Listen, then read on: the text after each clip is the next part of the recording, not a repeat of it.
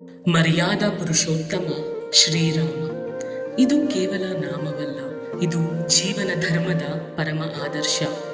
ಜನರು ವದಂತಿ ಮಾಡುತ್ತಾರೆ, ರಾಮನು ಸೀತೆಯನ್ನು ತ್ಯಜಿಸಿದನೆಂದು. ಆದರೆ ಸತ್ಯವು ಅದಕ್ಕಿಂತ ಆಳವಾದದ್ದು. ರಾಮನು ಸೀತೆಯ ಪಾವಿತ್ರತೆಯನ್ನು ತಿಳಿದವನು, ಅವಳ ಮೇಲೆ ಸಂಶಯವನ್ನು ಹೊಂದದವನು.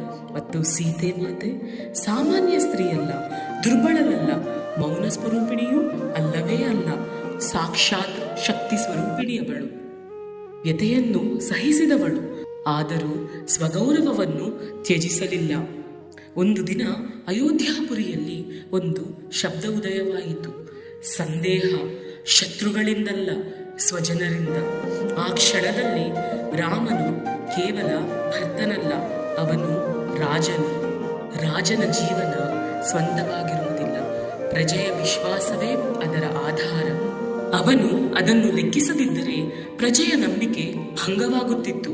ನಂಬಿಕೆ ಭಂಗವಾದರೆ ಧರ್ಮವೇ ಪತನಗೊಳ್ಳುತ್ತದೆ. ಆದ ಕಾರಣ ರಾಮನು ಒಂದು ನಿರ್ಣಯ ಕೈಗೊಂಡ. ಪ್ರೀತಿಯ ಅಭಾವದಿಂದಲ್ಲ, ಧರ್ಮವನ್ನು ಹೃದಯಕ್ಕಿಂತ ಮೇಲಿಟ್ಟ ಕಾರಣ.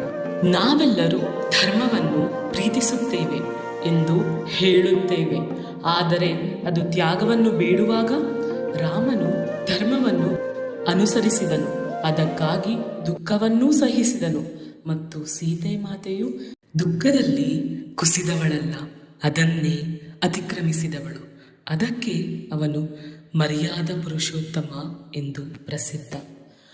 ಅವನ ಜೀವನ ನಿರ್ದೋಷವಾಗಿದ್ದರಿಂದಲ್ಲ, ಅವನ ನಿರ್ಣಯಗಳು ಶ್ರೇಷ್ಠವಾಗಿದ್ದರಿಂದ.